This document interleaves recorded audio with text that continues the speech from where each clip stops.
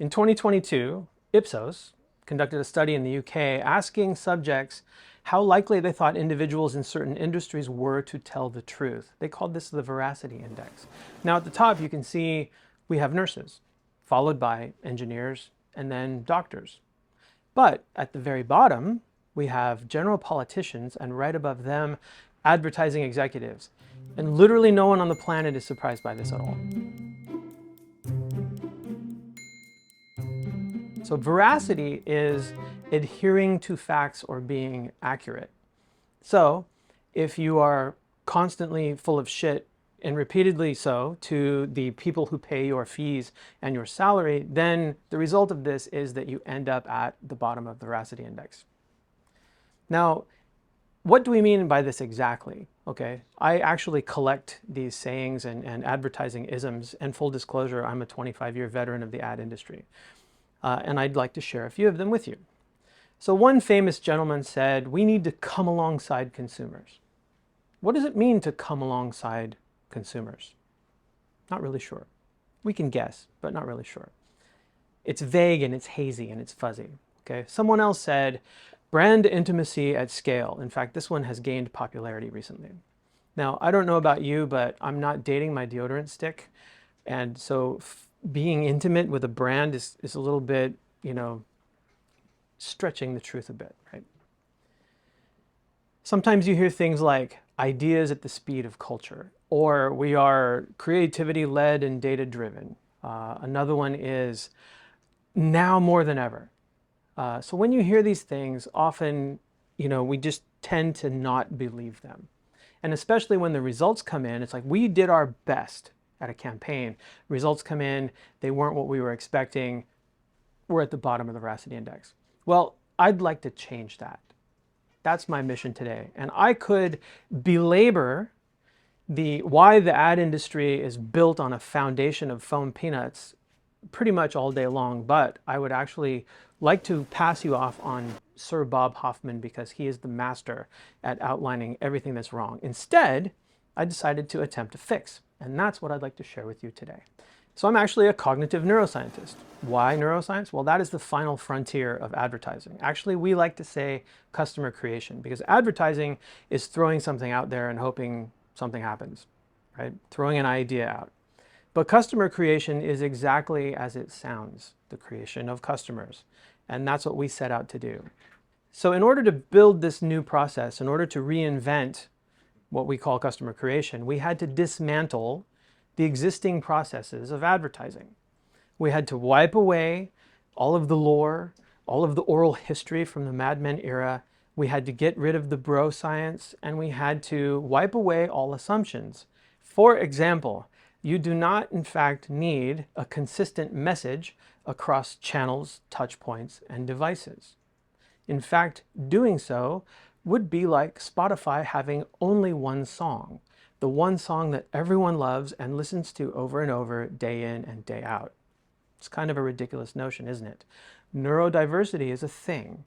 It's very interesting that we throw one ad out there when we're celebrating diversity around the world.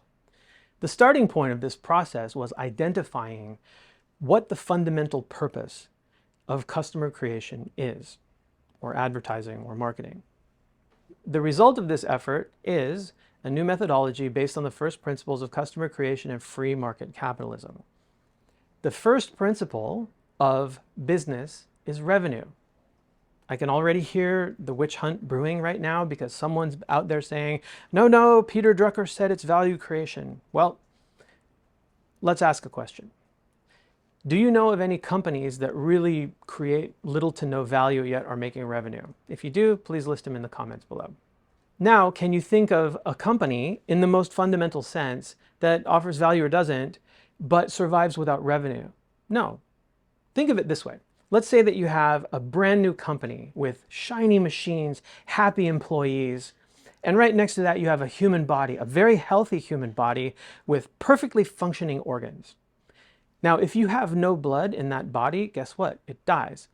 Similarly, if you have no revenue flowing through this company, it will also die. The first principle of business is revenue. Now, in order to create revenue, you have to create customers. And on this point, Peter Drucker agrees. So what we've created is called PsyCom. Now, PsyCom is short for psychometric communications. And this is the proverbial easy button. It is also the reliable source of revenue generation that CFOs have been expecting from marketing teams for decades now. This is a new paradigm. But rather than belabor the theory, which I think is quite interesting, let me illustrate what PsyCom can do.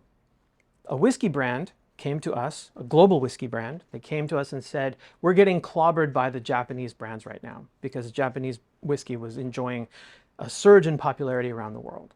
So what we did was we analyzed the psychometric traits of their entire audience, the entire category, in fact. It wasn't just their audience. It was all whiskey drinkers. And we came up with 4 distinct clusters. Now, these people need to be spoken to in unique ways, because if you don't speak to them in a resonant way, it will not even get into their brain. I'll talk about the neuroscience in a different video soon. So what we did was we operated on a continuum of introversion, extroversion. It was very simple, right? So we identified that more than half of their audience were introverts. But of course, the brief said, oh, well, our customer base is stylish and they celebrate themselves at, together in stylish environments and all that.